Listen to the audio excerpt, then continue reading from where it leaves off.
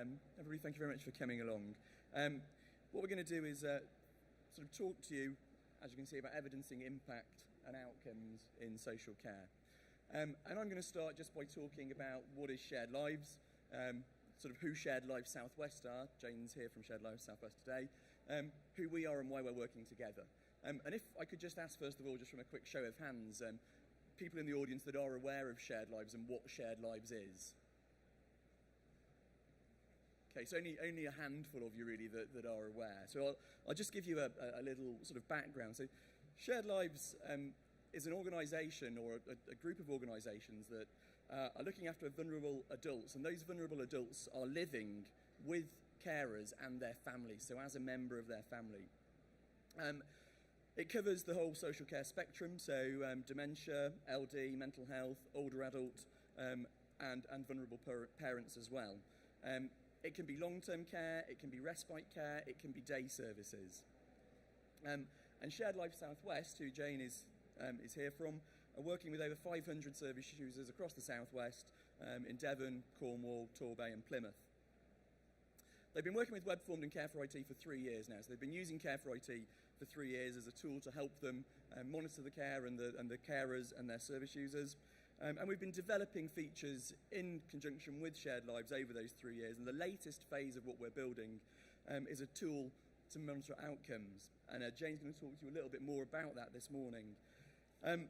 Why are outcomes important? Well, we're having lots of conversations with commissioners at the moment, and a lot of commissioners are looking at outcomes and how they may award some element of sort of payment by results in their contracts. But nobody really seems to know quite what that looks like or how that can be evidenced. And hopefully, Jane will be able to sort of clarify what they've come up with as a model and how we're then implementing that into Care for IT to help them sort of show those commissioners and evidence what they're doing. Jane. Okay, in terms of why we're trying to measure outcomes and impact, we're going at it from two particular points of view. One is around person-centred care. What is it that every individual who comes into our service actually wants to achieve for themselves, for that service? Shared Lives is an incredibly personalised service. It's built around that individual going and sharing their lives with a Shared Lives carer. They're approved, we're part of, registered by CQC, but for us it's an incredibly bespoke service for every individual who comes into it. So in terms of what we're trying to do with outcomes and impact measurement is around, are people getting a good service? Is it focused on what people actually want from it? Can people see their achievements and their progress? Can they actually get some feedback about what's happening to them in their lives and that they can actually see that in a really tangible way? It also helps us check that carers are actually doing the job we're asking them to do. So if we've challenged, somebody has said, what I really, really want to do is learn to ride a bike.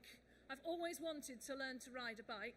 And we challenge our carers with, Fred wants to learn to ride a bike. And in a year's time, Fred's still not seen a bike. It's either because Fred doesn't want to learn to ride a bike anymore, or actually because his carers haven't helped him in the way that we wanted them to do. It's also about how we can provide better services. So if there are things we're not achieving for people, how can we be creative? How can we make that happen? There are organisational reasons as well why we need to measure outcomes and impact. And as Dan's already said, to demonstrate we're meeting the objectives of funders, to give us evidence of effectiveness to get future funding. So we're asked a lot, how can we prove that this Shared Lives model, which is a slightly different model, and people who haven't come across it sort of go, how does living in somebody else's family achieve things? Surely a person with that level of support needs to be in residential care or supported living. Prove to us this model we're not really clear about actually has the effect that you want it to have. So to get some evidence that clearly shows that people can come into a Shared Lives setting, identify the things they want to achieve and that they do get achieved is really important in the Shared Lives sector. The sector is growing really, really rapidly and it's got a lot more recognition, but just from the numbers of people in the room who've not heard of Shared Lives, it's still a little bit of a niche service that's sitting there between sort of supported living and residential care. We have to prove that Shared Lives works to a wide range of audiences. So we support people with dementia in Shared Lives. So rather than Albert, who has dementia, is living at home with his wife, and she desperately wants a respite break, and her only option might be to go to a care home. What we might be able to do is find a Shared Lives family who live round the corner, and Albert would go around and spend the weekend with that family as part of the family. So what the carer gets is a break, knowing exactly who's looking after Albert. We need to prove to that carer who goes, well, this is just ordinary people in their ordinary homes. How do I know this is safe? It doesn't look like care like I'm used to it. So how do I know that this model works? So collecting information about outcomes and impacts is really important. It gives people confidence in us and in our service if they're encountering the Shared Lives model for the first time. Lots of people are talking about outcomes, and actually it's one of those slightly ethereal things. It's a bit like fairy dust of trying to catch what does it mean.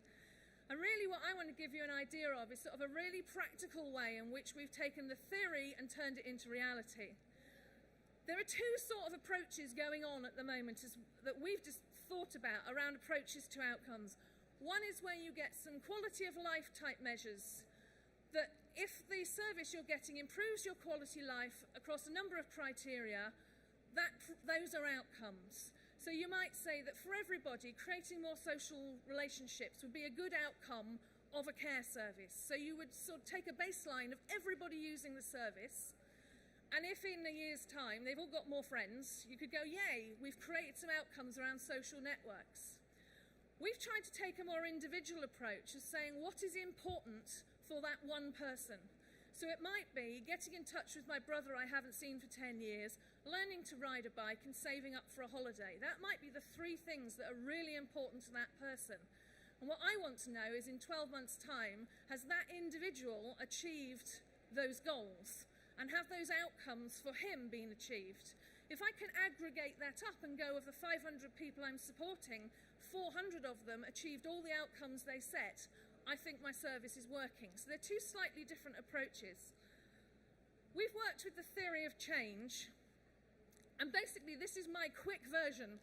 An outcome arises where something has happened or changed or has been achieved by a person as a result of the things that have happened.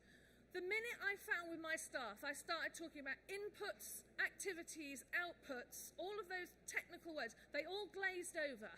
And I lost my audience really early on in trying to work out how we would measure outcomes.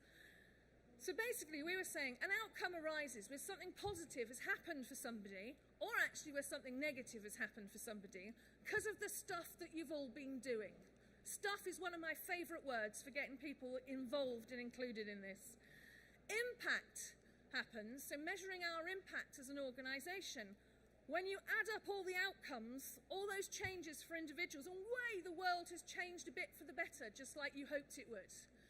It's that simple, but I think one of the things that happens is that we're making outcomes and impact quite complicated. The importance of capturing unintended outcomes can't be overlooked. You do need to paint the whole picture.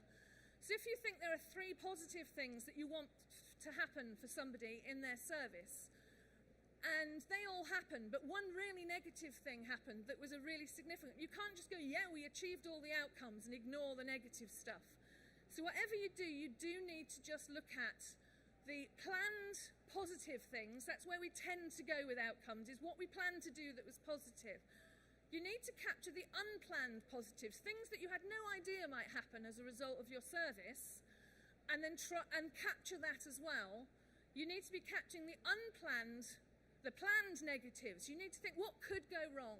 If I'm enabling this person to take risks in achieving what they want to achieve, stuff's going to go wrong, so I need to plan for that. And then you can't really do anything about the unplanned negatives, the things that you couldn't foresee that go wrong, but you do need to capture it all. That's the theory of change. I'm going to skip past that. Hopefully you've got some idea. That's sort of a model where you start on one side with your inputs, your raw ingredients. You do stuff with it. That's your activities. That's actually people delivering care. Your outputs is basically, I delivered 75 Shared Lives long-term placements, 37 short break placements. It's actually what you get when you take your raw ingredients. For me, that's carers, staff, funding, carers, Shared Lives carers' own homes, all of that, you put it together, you do stuff with it, that's the activities part, and you produce services. The outcomes is how that service changes individual people's lives. And the impact is when you add all of that up together and go, oh look, overall, this is what we've managed to do. That is a very simplified way of looking at it. But I had to find a way to make this simple for my shared lives carers and my care staff who I want to collect outcome data for me. They were really befuddled when I started talking about objectives and outcomes and outputs. They went, what's the difference? We spent about an hour talking about what's the difference between an output and an outcome. And I went, it doesn't matter. All you're looking for is what's changed for a person. That's the outcomes. So keeping it simple. Our theory of change goes like this. The problem that we were trying to solve, there are adults who are vulnerable or need support. They can be isolated, institutionalised or excluded by poor or inappropriate services that actually cost the local authority a lot of money. That's the problem. Our vision, our desired impact, is that people have access to meaningful, personalised, affordable support that enables them to live life to the full with as much independence and choice as possible. That's our vision of what could happen to people if, that's the impact as an organisation we want to have. So our mission statement basically says that's what we're going to do through the medium of shared lives. Our outputs are shared life services, so long-term, short break, day support. We meet a range of needs, as Dan has said. Our inputs are our carers' homes, their families, our social care staff, all of those things. And our activities are sort of the how. Activities around we find carers, we assess carers, we approve them, we match people together. That's all the bits and pieces, but the main thing we're after is the outcomes. When we were looking at sort of going from the theory of this to the reality, our contracts are stuffed full of words about outcomes. But the local authority can't really quite tell us what they want us to do with that. They're not entirely sure how they want us to measure outcomes. So when I said, how would you like this data? They don't really quite know. It says in my contracts for our services that they could ask us to do payment by results in terms of outcomes. When we go, how would we do that? They don't really know. And we've discovered that in terms of what they value, I have a contract that says every single one of my people with a learning disability, their hope is they will go out and get a job for at least 16 hours a week. That's an outcome built into my contract.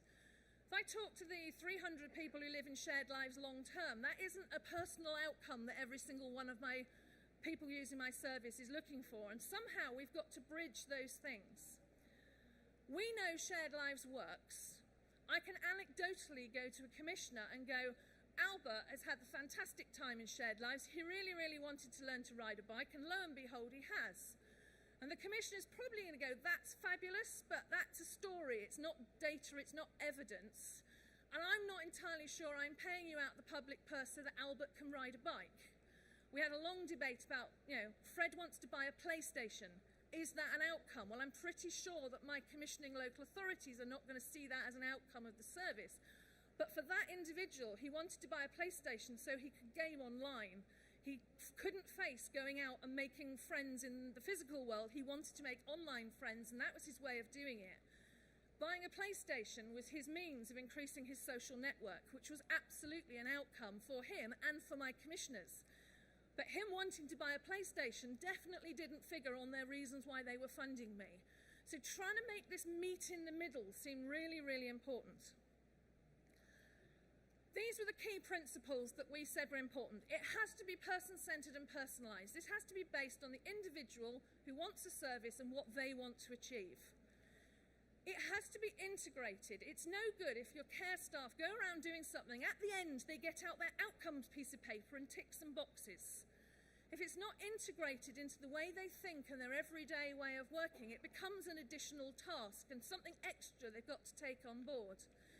So what we've done is built in the concept of measuring outcomes into the plan every time they visit one of our carer households, every time they do a review.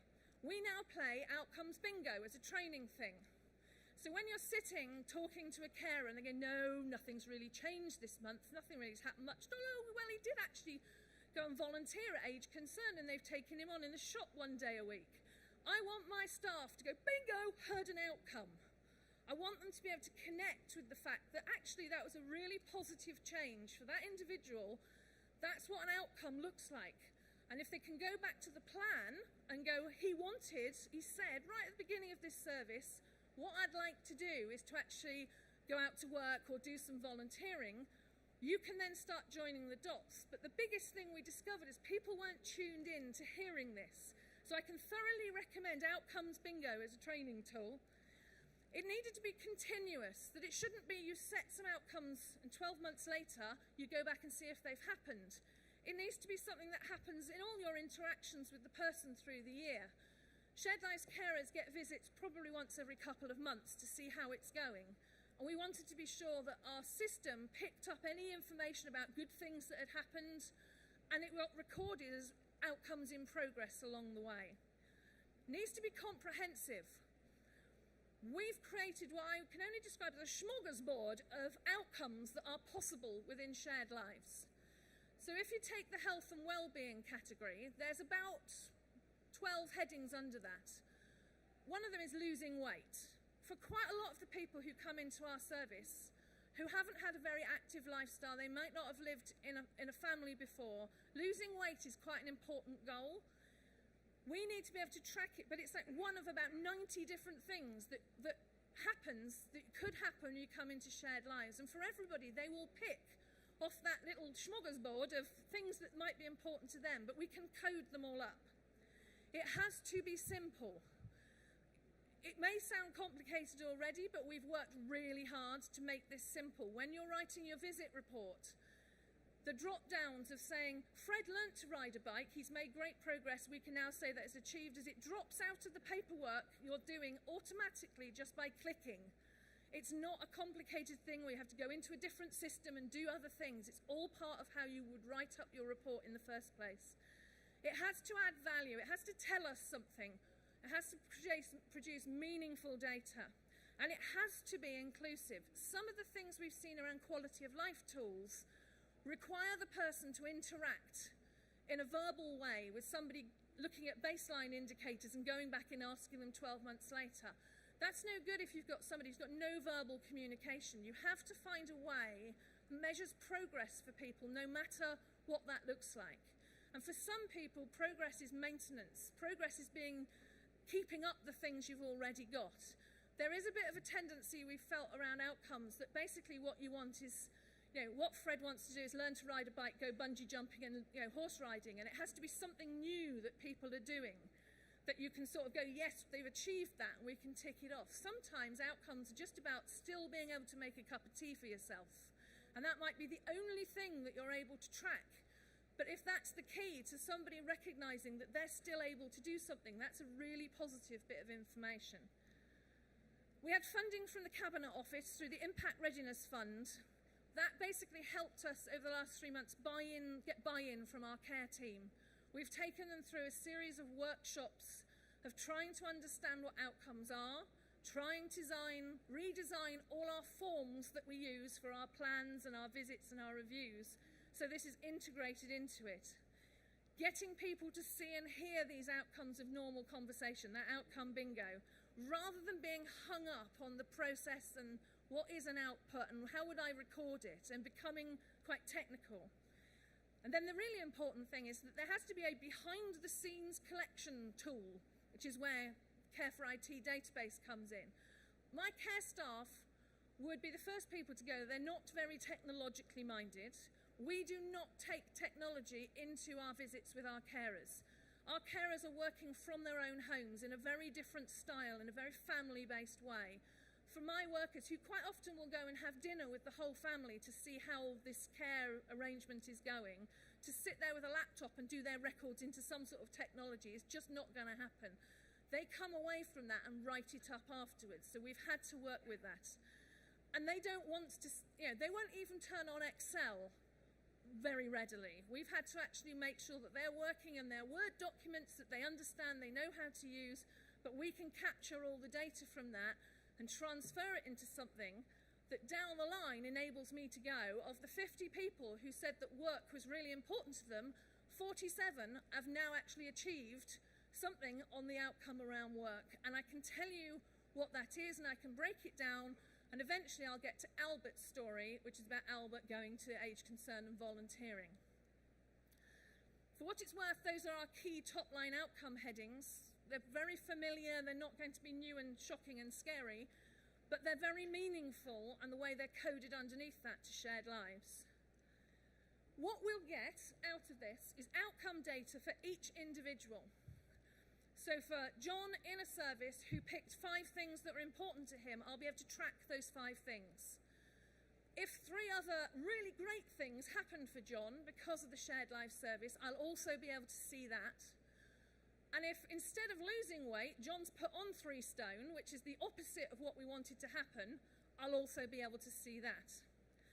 All of those are automatically going to be cross-referenced to the CQC key lines of inquiry, so safe, caring, those headings, and to all the outcomes that are in our contracts. So the one that's got work in there is a real thing that they want us to push on. I will be able to pull reports that say how many people funded by that particular local authority have achieved anything in relation to work. We'll get impact data about the difference the organisation is making. So we'll be able to take this and add it together and actually say, Shared Life Southwest is really, really good on supporting people to increase their leisure and hobby opportunities, or we're really, really good at helping people to maintain or increase independence, because we're getting lots of positive data, but we're not getting very much around people being better with, improving their financial well-being. We don't seem to be getting any outcomes, so we'll be able to then use it as an organisation to see where we need to focus. It will lead eventually to clearer information about what it is our staff are doing and our Shared Lives carers are doing that's making those outcomes happen. So if you go back to the model that's got the inputs, the raw ingredients, our carers and our staff, and the activities, what are they doing? If we can see that we're doing really well on a particular area of outcomes, I'll be able to go, okay, let's go back and look at the data and see what it was that carers were doing that actually enabled that to happen. So if a lot of people are doing really well on being able to save money, which was a big individual thing for them, and Clay Stuff, that's something we're quite good at. What are our Shared Lives carers doing to make that happen? And how do we make that happen more? What do I do with my carers? We are working alongside another tool which is being developed by Shared Lives Plus, which is the umbrella body for Shared Lives in the UK. And they've developed an outcomes tool which is more along the sort of quality of life indicators. As part of a project with the Personal Social Services Research Unit at Kent University. It's modelled on ASCOT basically, and it takes some of the quality of life things that Shared Lives is particularly focused on. So we're going to use both tools, and hopefully we'll get a very rich bit of information coming through. I'm going to hand back to Dan so that you can see how that connects back to Care for It.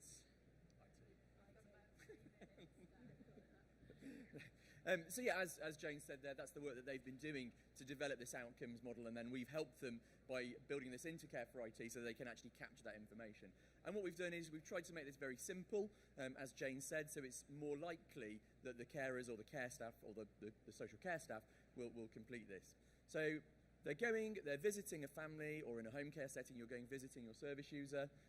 They arrive at the visit, or even once they've left, they're sitting in the car and they're filling this information in. So on the left-hand side, there's the visit. You click on the visit, on the left-hand side, and on the right-hand side, you get the form. And what that will ask you is if you have identified any outcomes during that visit. So, for example, we've got what's the top one there? Sorry, I can look down here. I can't read it, but you would say yes or no, and then there would be a narrative under that to say the story of what had actually been recorded in that visit. What that can then do is be pulled through to actually give you the data. So at the top, what we've got there is an outcome star, and that's showing us how we're doing for a particular service user. So here we're looking at a service user, Thomas Parker, and we can see sort of how we're doing on his outcome star. And we can see we're doing really well there on relationships. We've got a really strong push up to relationships there. And then underneath the outcome star, we have a narrative, all the narratives from the different visits that we've had with Thomas. We can then take that and turn it into aggregated data for the whole service, or subsections of the service. And we can then see, as Jane said, what is it that Shared Lives is really good at, Shared Lives Southwest? And here we can see that leisure and social is coming out really strongly, and budget support is coming out really strongly. And as Jane said, we can then look down into the data to see why is it that Shared Lives is so good at those things, and how can we do that more? Or, we can see that we're good at those things, so let's start going and see if we can support more people in doing that.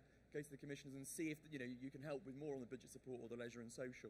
So simple tools that then produce results that are actually meaningful and you can use then for this sort of payment by results. So that's just a very quick show of what we've done on Care for IT, and obviously Jane there telling you how they've come up with that model. We will take any questions now if you have any, but also Jane and I will be on stand Q90, which is just straight out the back of the theatre, and we can take any other questions there as well if people want to come and talk to us on a one-to-one basis. Thank you very much. Is there an immediate urgent question which we can take now? Okay. Can we show our appreciation, and can we take our questions to their stand, please?